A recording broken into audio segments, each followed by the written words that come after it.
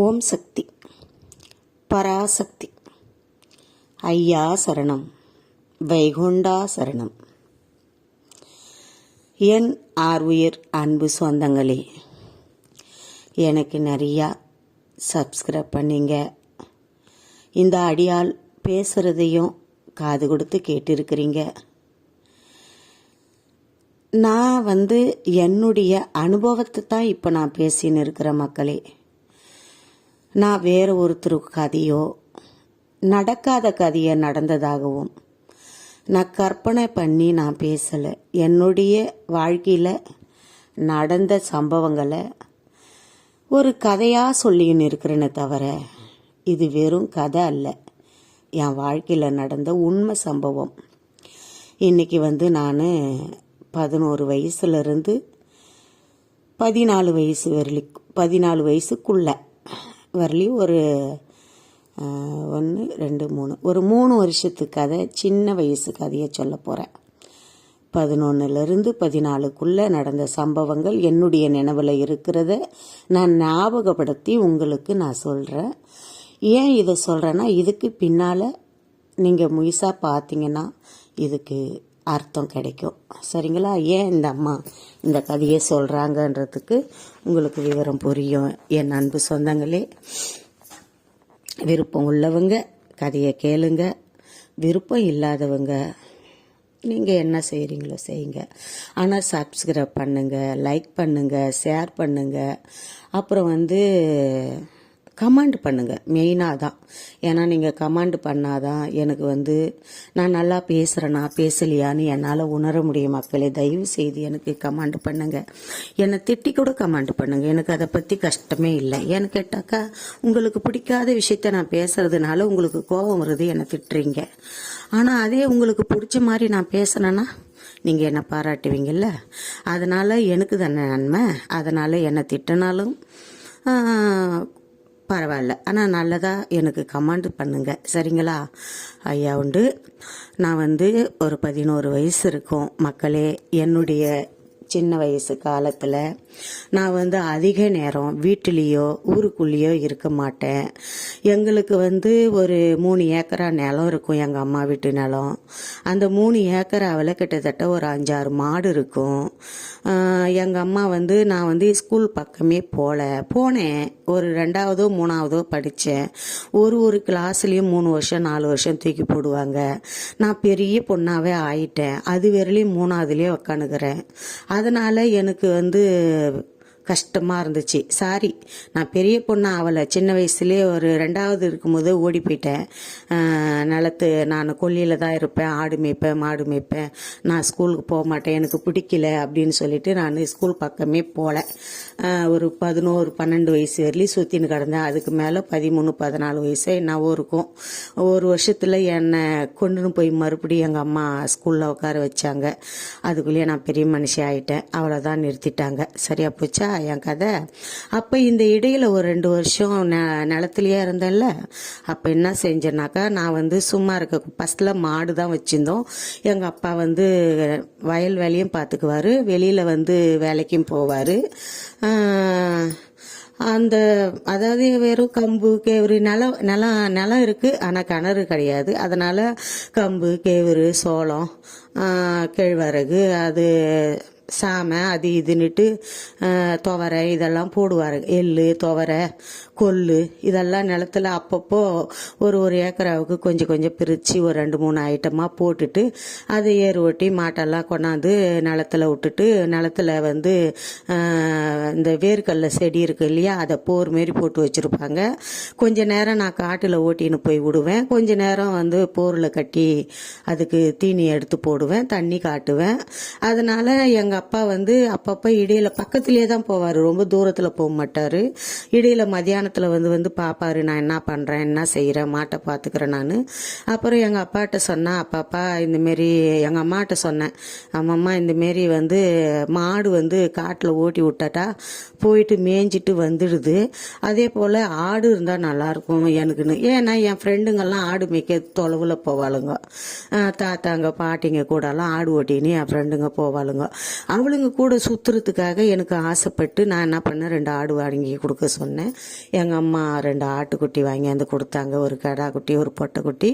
அதை வச்சு ஒரு 20 ஆடு உருப்படி ஆகிப்போச்சு. 20க்கு மேலேயே இருக்கும், குட்டியெல்லாம் சேர்த்தா 20க்கு மேலே இருக்கும்.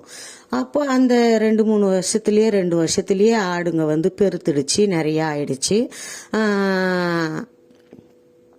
அந்த ஆட்டுக்குட்டி வந்து 10 வயசுக்குள்ளாலே வாங்கிட்டேன். ஏன்னா அது வந்து சின்ன ஆடுங்க, குட்டி அது வளர ஒரு 6 மாதம் ஆகல. அப்போ வந்து அந்த 10 வயசுக்கு கிட்ட இருக்கும், அப்பயே வாங்கியாச்சு. அது வீட்டில் வச்சியோ எங்கள் அம்மா ஓட்டின்னு போவாங்க நிலத்துக்கு. அப்புறம் தான் நான் போவேன், அதை பார்த்துட்டு அவங்கள பார்த்துட்டு நீ வீட்டில் இரும்மா நான் பார்த்துக்கிறேன்ட்டு ஃப்ரெண்டுங்க கூட சுற்றுறதுக்காக ஆசைப்பட்டுன்னு அவளுங்க காடு, நான் இந்த சின்ன காட்டுக்கு போனேன், பெரிய காட்டுக்கு போனேன், மலைக்கு போனேன், உச்சியில் போனேன்னு வந்து சொல்லுவாளுங்க.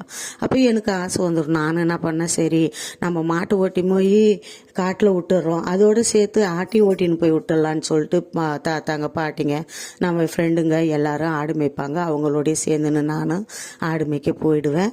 அப்புறம் கொஞ்சம் பெரிய பொண்ணாக ஆனேன், ஒரு 13 வயசு இருக்கும்போது கொஞ்சம் வந்து பார்க்கறதுக்கு.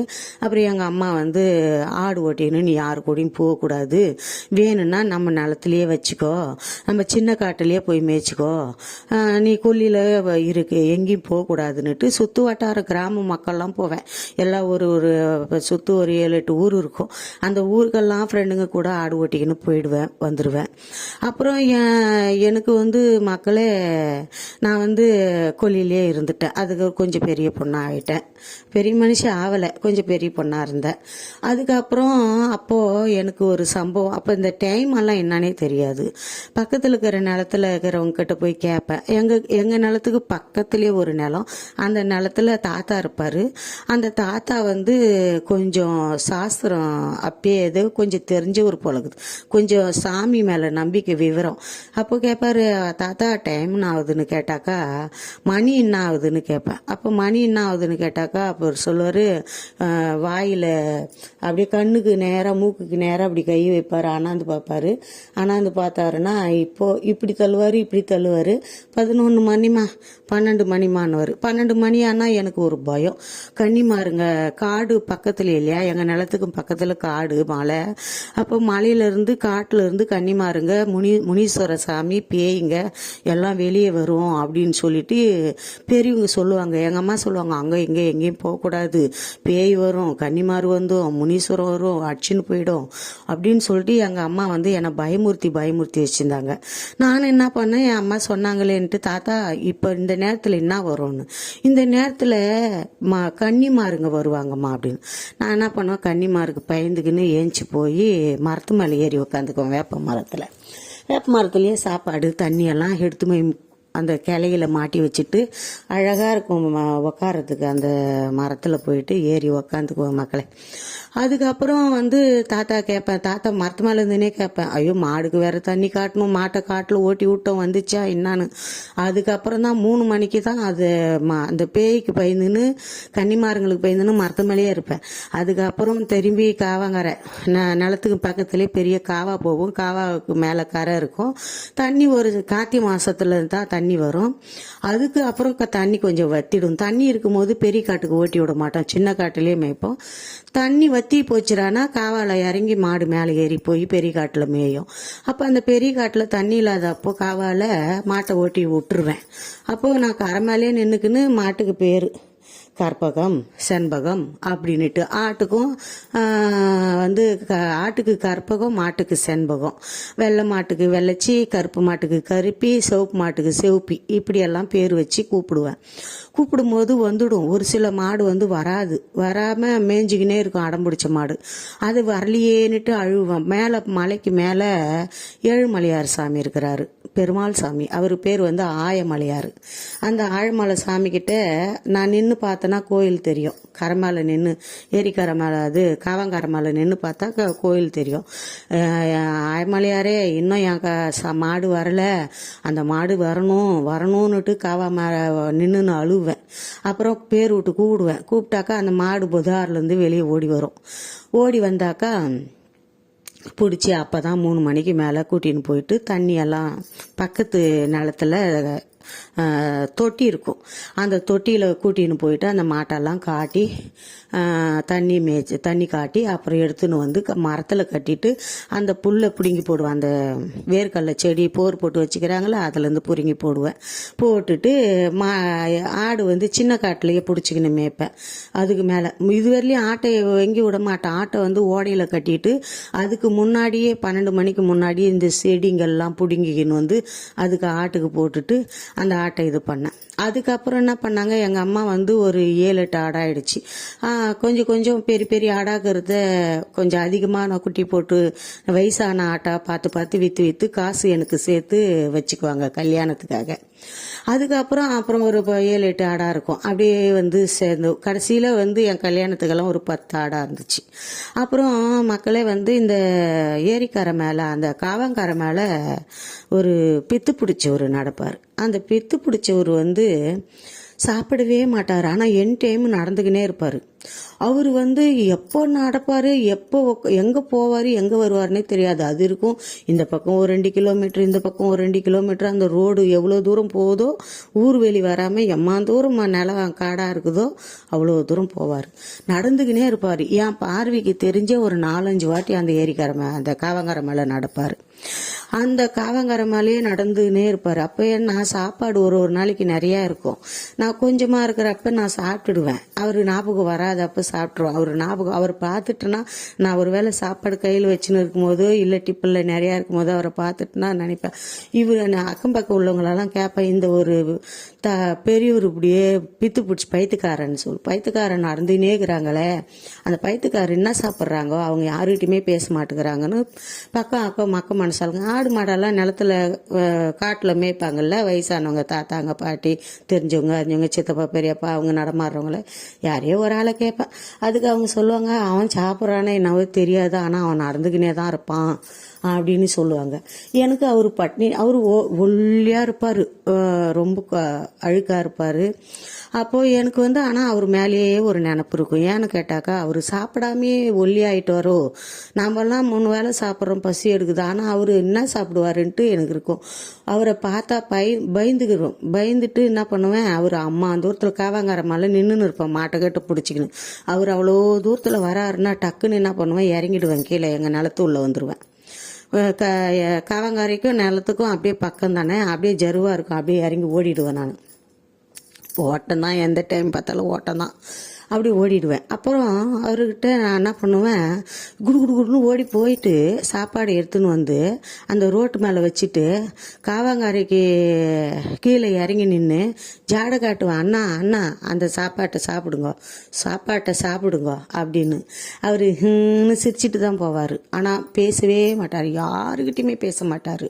சிரிப்பார், ஆளை பார்ப்பாரு, சிரிப்பார், போய்கினே இருப்பார், இப்படியே போவார். நான் என்ன பண்ணுவேன், என்ன இந்த ஆள் சோறு வச்சா கூட எடுத்து சாப்பிட மாட்டேங்கிறாரு, என்ன ஆவா இருப்பாங்கன்னுட்டு நான் என்ன பண்ணுவேன், அந்த சோத்தை எடுத்து கீழே கொட்டிடுவேன். நாய்ங்கெல்லாம் போகும் வரும், அது சாப்பிட்டுடும். மறுபடியும் 1 வாரம் 2 வாரம் சென்று ஒருவேளை நம்ம டெய்லி எடுத்துன்னு போனால் நம்மள அடிச்சிடுவாங்களோ என்ன ஒன்ட்டு பயந்துக்குன்னு நான் என்ன பண்ணுவேன், அப்படியே தூரமாக பார்த்துட்டு எப்போ வருவாருன்னு பார்த்துக்கினே இருந்துட்டு டக்குன்னு போய் சோறு வச்சுட்டு, ஐயா அண்ணா அந்த சோத்து சாப்பிடுங்க, பசி எடுக்கும், வயிறு பசி எடுக்கும், அதை சாப்பிடுங்கன்னு இப்படி வயிற்றை தட்டி தட்டி காட்டினேன்னா அவர் வயிற்றை கையில் இப்படி வச்சு பார்த்துட்டு சிரிச்சின்னு போவார். ஐயோயோ இந்த ஆள் சாப்பிடவே மாட்டேங்கிறாருன்னு இப்படியே 2-3 நாள் வச்சு பார்த்துட்டு ஏமாந்துட்டு அப்புறம் அவரை விட்டுட்டேன். அவ்வளோதான். இந்த ஆள் என்ன நம்ம பாவை பார்த்து சோறு போட்டால் சோறே சொல்ல மாட்டேங்கிறாரு, நாய் தான் சாப்பிடுது, அதை விட நாமளே சாப்பிட்டுக்கலான்ட்டு நினச்சிக்கின்னு விட்டுட்டேன். அப்புறம் வந்து இந்த மக்களோட சேர்ந்துன்னு கிராமத்தில் ஆடு மாடு மலை, நான் போகாத இடம் இல்லை சுற்று வட்டாரத்தில் மக்களே, எல்லா இடமும் ஜாலியாக பேசினேன், ஜாலியாக சுற்றுவேன். இந்த கதையை வந்து நான் ஏன் உங்ககிட்ட இவ்வளோ நேரம் பேசின்னு இருக்கிறேன்டான்னா, இதில் நிறைய இருக்குது கதை. ஆடு பிரசவம், அதே 12-13 வயசில் எங்கள் ஆடு குட்டி போடும். அந்த குட்டிக்கு ஆட்டுக்கு இப்போ அந்த பிடிச்சி இழுத்து 4-5 ஆட்டுக்குட்டி போடும். அதை தூக்கின்னு கொல்லியிலேருந்து வீட்டுக்கு வர்றதுக்கு 2 கிலோமீட்டரும் ஆட்டை குட்டியை தோல் மேலே போட்டுக்கினா அந்த ஆட்டை குட்டியை தூக்கினோம்னா ஆடு பின்னாடியே ஓடி வந்துடும். அது பழக்கமான ஆடுங்க இல்லையா, நல்ல நம்மக்கிட்ட பழக்கமாக அட்டாச்சிங்காக இருக்கும். அப்படி அந்த சின்ன வயசில் அந்த ஆட்டுக்கு குட்டி போடுற அந்த பிரசவம் இப்போ பார்த்தா பிரசவம், அப்போ வந்து பாவம், அவ்வளோதான். அப்படின்ட்டு அந்த ஆட்டெல்லாம் பார்த்து க்ளீன் பண்ணிவிட்டு அப்புறம் எங்கள் அம்மா சொல்லுவாங்க, சப்போஸ் நாங்கள் இல்லாத நேரத்தில், நாங்கள் நிலத்துல கழுத்தில் இல்லாத நேரத்தில் நீ இருக்கும்போது குட்டி போட்டுச்சுன்னா அந்த குட்டி வெளியே வரும்போது நீட்டாக ஒன்று தொங்குமா, அதை பிடிச்சி இழுக்கணும், அது வந்தாதான் ஆடு பிழைக்கும், இல்லைன்னா செத்துருன்னுவாங்க. இதெல்லாம் நான் உன்னிப்பாக கவனிச்சிக்கின்னு இருந்துட்டு அதே மாரியே குட்டி வந்த உடனே அந்த சத்தையை அதுக்கு தீனி கொடுக்கணுன்னுவாங்க. எதனா போய் இலைய கிளைய பறிச்சுன்னு வந்து போட்டு சாப்பிடுன்னு சொல்லி அப்புறம் கொஞ்ச நேரம் இருந்து வயிற்றெல்லாம் தடவி கொடுத்து அந்த சத்தை போட்டுச்சுன்னா அதை எடுத்துன்னு வந்து ஒரு பையில் போட்டு அங்கே ஆலமரம் இருக்கும். இதெல்லாம் நம்ம பெரியவங்கெல்லாம் வயசானவங்க நம்ம கிராமத்து மக்கள் குழந்தைங்களுக்கு எல்லா விவரத்தையும் சொல்லி கொடுப்பாங்க. அப்போ அந்த ஆலமரம் இருக்கும், அந்த ஆலமரத்தில் கிளையில கட்டிவிட்டேன். அதேமாரி ஆலமரத்தாண்ட பேய் வரும்னுட்டு அப்படியே இருந்தாலும் அயமலையாரேன்னு அண்ணாமலையாரே தான் கூப்பிடுவேன். அந்த ஆயமலையாரை தான் கூப்பிடுவேன், பெருமாள் சாமி. அவரை கூப்பிட்டுக்கினேன். பக்கத்துலேயே தானே எல்லாம் காவங்கர மேலே எல்லா மரமும் இருக்குமே, ஆலமரம், புளிய மரம், அரச மரம், புங்க மரம், அப்படி இப்படின்னுட்டு கிடக்கும். அப்புறம் ஆலமரத்தில் தான் கட்டணுன்னுவாங்க. எந்த கிளை எட்டுதான் அந்த கிளையில போய் கட்டிட்டு, எம்மா நான் கட்டிட்டேன், பையில் போட்டு கட்டிட்டேன் அப்படின்னுவேன். சரின்னு சொல்லிட்டு அதுக்கப்புறம் குட்டியெல்லாம் ஓட்டிக்கின்னு வீட்டுக்கு வருவேன். இதெல்லாம் ஏன் இவ்வளோ நேரம் உங்ககிட்ட கஷ்டப்பட்டு நான் சொல்லிக்கின்னு இருக்கிறேன்னா, 1000 தான் குழந்தைங்களுக்கு புத்தி சொன்னாலும் தைரியம் சொன்னாலும் அந்த காலத்தில் வந்து திருடன், கொலைப்பறி அதெல்லாம் நடந்துன்னு தான் இருந்திருக்கும்.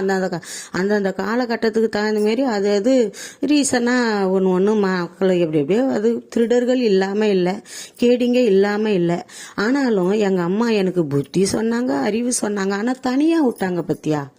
அந்த ஊருக்குள்ளே இருந்தால் பொட்டை பசங்க கூடி, ஆம்பளை பசங்க பொட்டை பசங்கெல்லாம் கூடி எங்கன்னா ஓடி போயிடுவாங்கன்னுட்டு பயமுறுத்தி அவங்க மனசில் பயத்தை வச்சுக்கின்னு எங்களை இந்த காட்டில் விட்டுக்கின்னு நிலத்துல விட்டுக்கின்னு நிலத்துலையும் காட்டுலையும் நாங்கள் சுற்றிக்கின்னு காடை சுற்றின்னு மலையை சுற்றின்னு வீட்டை சுற்றிக்கின்னு நிலத்தை சுற்றிக்கின்னு அக்கம் பக்கம் கேள்வி கிழவன் பெரியவங்க சின்னவங்க பழக்கமானவங்க பக்கத்து நிலத்துக்காரங்கிட்ட உறவாடிக்கின்னு பேசிக்கின்னு சிரிச்சிக்கின்னு பேய்க்கு பயந்துக்கின்னு மரத்து மலை ஏறிக்கின்னு கன்னிமாறு முனீஸ்வரனுக்கு பயந்துன்னு இப்படி ஆட்டுக்கிட்டையும் மாட்டுக்கிட்டையும் பேசி நிலத்துக்கிட்ட பேசி இப்படி நான் காலத்தை கழிச்சு வந்த மக்களே. இது எங்கள் அம்மா கிட்ட எனக்கு ஒரு வருத்தம் இருக்கத்தான் செய்யுது. ஏன்னு கேட்டாக்கா, இன்னைக்கு நம்ம குழந்தைங்கள வந்து நம்ம வெளியே விட இவ்வளோ பால் மாறுறோம். இன்னைக்கு 2 வயசுல 3 வயசுல 4 வயசுல 5 வயசுல அடுத்த வீட்டு பக்கத்து வீட்டுக்காரன் இதை கடத்தி மூட்டான் இதை பண்ணான் அதை பண்ணான், கருப்பாயிச்சான், குழந்தைய பாலியல் தொல்லை, அதை தொல்லை அப்படின்னுட்டு பழத்தை இன்னைக்கு நம்ம செல்லு வந்த பிறகு டிவி பார்த்த பிறகு இவ்வளோ ஒருத்தரத்தை தெரிஞ்சுக்கிறோம். அன்னைக்கு செல்லுங்க கிடையாது, டிவி கிடையாது. நான் கிட்டத்தட்ட சொல்றது ஒரு 35 வருஷத்துக்கு முன்னாடி சொல்றேன். அப்போ செல்லு அனுபவம் இல்லை நம்மளுக்கு, டிவி அந்த அளவுக்கு இல்லை, உண்மையிலே இல்லை, டிவியே கிடையாது. லைட்டு கூட நல்ல லைட்டுங்க, பளிச்சுன்னு கிடையாது, ஒத்த லைட்டு, ஒரு குண்டு பல்பு, அது என்ன ஒத்த சர்வீஸ்ன்னுவாங்க, ஒரு குண்டு பல்பு போட்டிருப்பாங்க. நான் கல்யாணம் ஆயிட்டு எனக்கு குழந்தை பிறந்த பிறகு தான் என் குழந்தை இருட்டில் இருக்கக்கூடாதுன்னு எங்கள் அப்பா அம்மாட்ட சண்டை போட்டு நான் லைட் போட சொன்னேன். அதுக்கு முன்னாடியெல்லாம் விளக்கு தான். நாங்கள் சின்ன பிள்ளையா வளர்கிற காலத்துலலாம் விளக்கு தான். அந்த மண்ணெண்ணெய் விளக்கு, அந்த மண்ணெண்ணெய் இல்லைன்னா எண்ணெய் விளக்கு ஏற்றுவோம். அப்படி அந்த விளக்கு ஒளியில நாங்கள் வாழ்ந்த காலம், அந்த காலம் அறியாம படிக்காம பெரியவங்க சொல்றதை கேட்டு அக்கம் பக்கம் மனசாலங்களுக்கு பயந்து மரியாதையோட வணக்கத்தோட வாழ்ந்த காலம் ஒன்று. 2வது, இவ்வளோ தைரியமாகவும் விடவும் கூடாது, ஆனால் விட்டுட்டாங்க.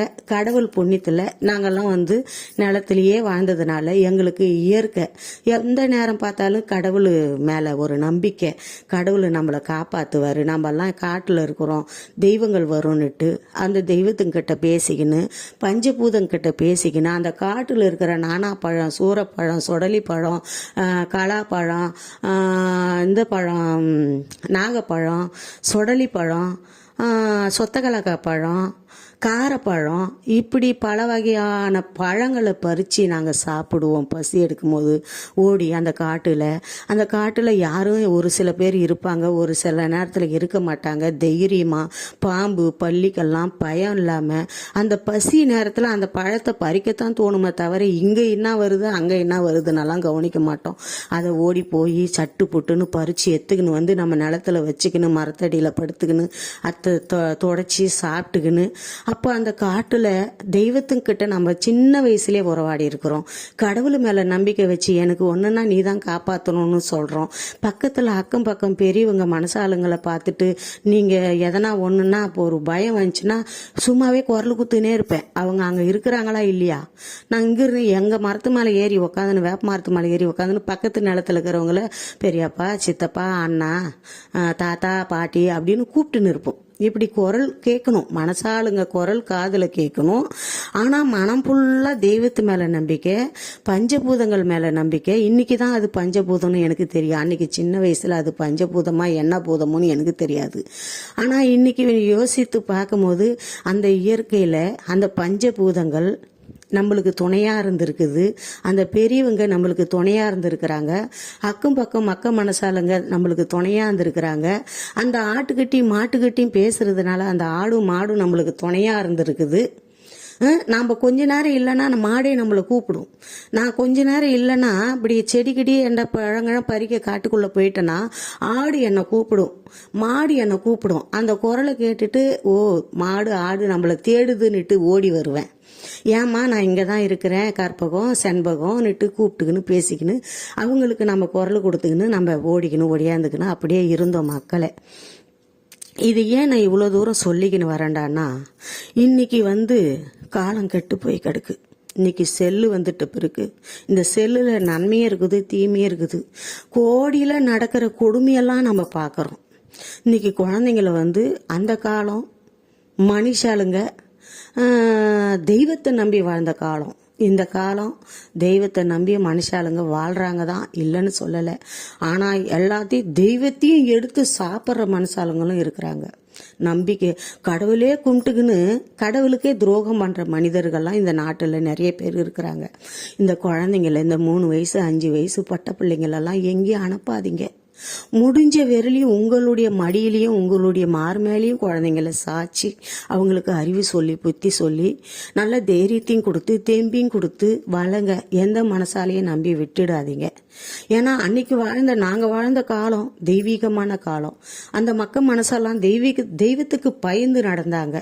எங்களுக்கெல்லாம் கொள்ளைக்காரங்க திருடருங்கெல்லாம் எங்கே இருக்கிறாங்க என்ன பண்ணுறாங்கன்னு தெரியாது. எங்களுக்கு தெரிஞ்சு இப்போ நான் 12 13 வயசுல 11 வயசுல எனக்கு தெரிஞ்சதெல்லாம் ஆடு மாடு நிலம் காடு மலை மேலே இருக்கிற அண்ணாமலையாறு ஆயமலையாறு அந்தாண்ட அண்ணாமலையாறு தீபமும் எங்களுக்கு தெரியும். திருவண்ணாமலை கோயில் உச்சி மலையும் தெரியும். அண்ணாமலையாறு இந்த பக்கம் ஆழமலையாறு இந்த பக்கம் நடுவில் கன்னிமாருங்க மலை மேலே ஓடையில் இந்த திசையில் கன்னிமாருங்க, இந்த திசையில் முனீஸ்வரன், இப்படி வந்தா முனீஸ்வரன், இந்த சைட்லேருந்து வந்தா கன்னிமாருங்க, இந்த சைடில் வந்தா பேய்ங்க, காட்டில் வாழ்றது தெய்வங்கள்லாம் நடமாடும். உஷாராயிரு இப்படி இரு அப்படி இருன்னு சொல்லி கொடுத்து நம்மளுக்கு மனுஷானை பார்த்து பயப்படுறாங்க இன்னைக்கு.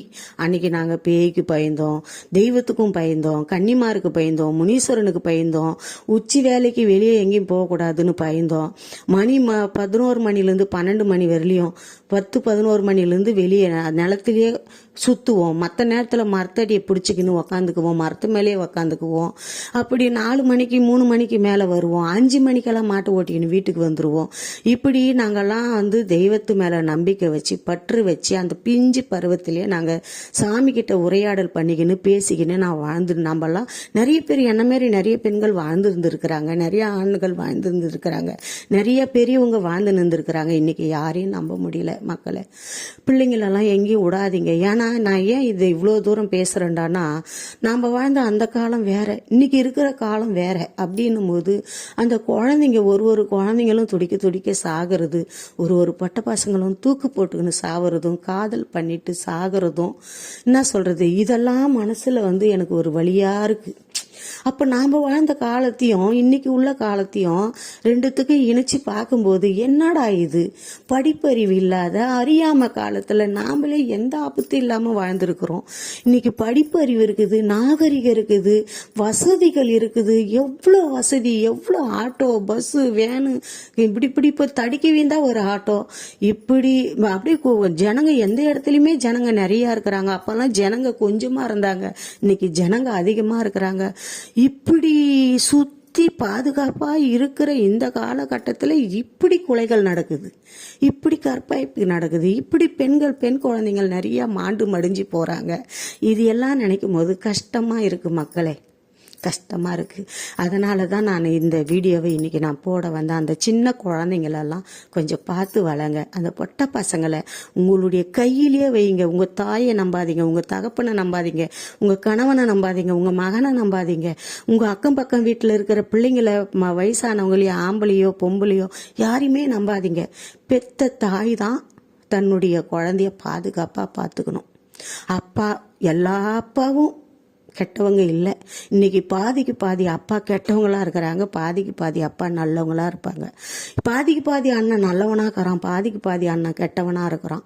அதே மாரி வீட்டாண்ட அக்கம் பக்கம் உள்ள பசங்க, ஒரு பசங்க நல்ல பிள்ளைங்களா இருக்குது, ஒரு பசங்க கெட்ட பிள்ளைங்களா இருக்குது.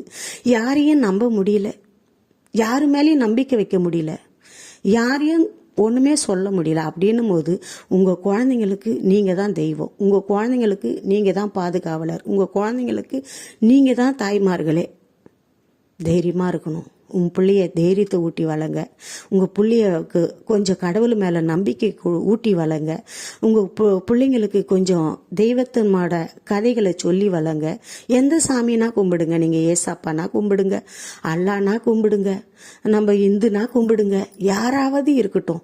எந்த தாய் தகப்பனா இருந்தாலும் கொஞ்சம் குழந்தைங்களுக்கு கொஞ்சம் ஆன்மீகத்தை சொல்லி கொடுங்க, கொஞ்சம் தெய்வத்து மேல பக்தி காட்டுங்க. அவங்களுக்கு அஞ்சா நெஞ்சில இருக்கணும், அஞ்சா நெஞ்சம் இருக்கணும். ஆனா அதுக்காக அடங்கா பிடாரியா இருக்கக்கூடாது. அதனாலதான் அஞ்சா நெஞ்சன்றது சக்தி வாய்ந்தது, அடங்கா பிடாரின்றது பேய் போல. அப்படின்னும் போது நீங்க உங்க பிள்ளைங்களை நல்லதனமா வளர்த்துக்குங்க. எனக்கு பேச தெரியல மக்களே, என்னால இவ்வளவுதான் பேச முடியுது, இதுக்கு மேல எனக்கு பேச தெரியல. என் நெஞ்சில தோன்றதை மட்டும்தான் நான் பேசுறேன். என்னுடைய வாழ்க்கையில நாங்க வளர்ந்த விதத்தையும் இன்னைக்கு இருக்கிற பிள்ளைங்க வளர்ற விதத்தையும் யோசித்து பார்த்துதான் நான் பேசுறேன். அன்னைக்கு எப்படி இருந்தோம் நாம, ஒரு பிரச்சனையும் இல்லை, ஒரு ஆபத்து இல்லையே. இன்னைக்கு இவ்வளோ சேஃப்டி, இவ்வளோ பாதுகாப்பு, இவ்வளோ மக்கள், இப்படி ஒரு போன் எடுத்தா போலீஸ், இப்படி ஒரு போன் எடுத்தா ஒரு சபை, ஒரு மன்றம் எல்லாம் இருக்கு. அன்னைக்கு ஒண்ணுமே காணோம். எங்க கண்ணுக்கெல்லாம் ஒண்ணுமே தெரியல, எங்க புத்திகள்லாம் ஒண்ணுமே எட்டலை, எங்க அறிவுக்கெல்லாம் எதுவுமே தெரியல.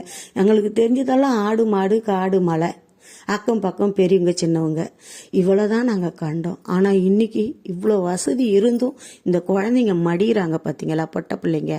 அதுதான் எனக்கு வேதனையா இருக்கு. என் தாய் அங்காளம்மா இதை எனக்கு சொல்லணும்னு ஆர்டர் கொடுத்துருக்கிறா. இன்னைக்கு நான் சொன்ன மக்களை, நாளைக்கு வேற ஒரு சமாச்சாரத்தை, வேற ஒரு என்னுடைய அனுபவத்தை வச்சுத்தான் நான் பேசுவேன். எனக்கு தெரிஞ்ச அனுபவத்தை வச்சு இந்த நாட்டு நன்மைக்காகவும் மக்களுக்காகவும் நம்ம ஏதோ 4 வரி சொல்லணும்னு ஆசை. சொல்லிட்டேன். நான் சொல்லி வந்ததுல தவறு இருந்தா மன்னிச்சுக்குங்க. தவறு இல்லையா எனக்கு கமாண்ட் பண்ணுங்க, இல்ல மனசால வேண்டிக்க. ஆனா தயவு செய்து உங்க பொட்ட பிள்ளைங்களை நீங்க பத்திரமா வளங்க. இந்த காலத்துல நம்ப முடியல மக்களே. உங்க குழந்தைங்க உங்களுக்கு தெய்வம், உங்க குழந்தைங்களுக்கு நீங்க தெய்வம், அவ்வளவுதான். நம்ம பிள்ளைங்க நல்லதனமா வளர்ந்தாவே நம்மளை பார்த்துக்குவாங்க, அந்த நம்பிக்கை எனக்கு இருக்கு. அதனாலதான் நான் இவ்வளவு தூரம் சொல்றேன். நல்ல அறிவை விட்டுங்க, தெய்வத்து மேல நம்பிக்கை வச்சு பிள்ளைங்களை வளங்க. தைரியத்தையும் கொடுத்து வளங்க. கோழத்தனம் வேண்டாம். தைரியமாவும் இருக்கணும், அறிவோடையும் இருக்கணும், அழகோடையும் இருக்கணும், பண்போடு இருக்கணும், பாசமா இருக்கணும், பணிஞ்சு இருக்கணும், தெய்வத்தை துதிச்சு இருக்கணும். இதுதான் என்னுடைய வேண்டுகோள். ஐயா உண்டு, ஐயா உண்டு, ஐயா உண்டு. இன்னொன்னு சொல்ல மறந்துட்டேன் மக்களே. ஆனா அன்னைக்கு அந்த காவங்கார மேலேயே நடந்துக்கின்னு வந்தாரே, அவர் உண்மையிலேயே பைத்தியமா, இல்ல ஒரு மகானா, ஒரு சித்தனா, ஒரு யோகியா, இல்ல ஒரு கடவுளுடைய அம்சமா எனக்கு தெரியல. ஆனால் கொஞ்ச நாள் சென்று எனக்கு கல்யாணம் ஆகி குழந்த பிறந்த பிறகு நான் எங்கள் நிலத்துக்கு போனேன். அப்போ நான் அங்கே இருந்தவங்களை கேட்டேன், இந்த மேலேயே ஒருத்தர் நடந்து இருந்தார், பெரியவர் வயசானவர், பித்து பிடிச்சி போய் அவர் எங்கன்னு. அவர் ரோட்டு மேலேயே நடந்து ஒரு மரத்தடியில் உழுந்து செத்துட்டாங்க, காட்டுலேயே பொச்சிட்டாங்கன்னு சொன்னாங்க. அப்போ எனக்கு கொஞ்சம் ஃபீலிங்காக இருந்துச்சு.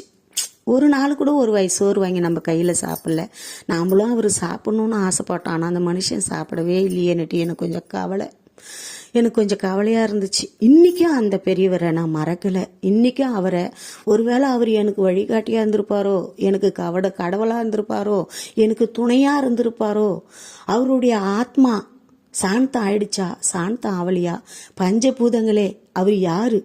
அவர் உண்மையிலேயே ஒரு தெய்வீகமான ஆளாக இருந்தா, மனுஷனாக இருந்தா, அந்த ஆத்மா தெய்வீகமானதாக இருந்தா, அவருடைய ஆசீர்வாதம், அவருடைய அன்பு எனக்கு வேணும்.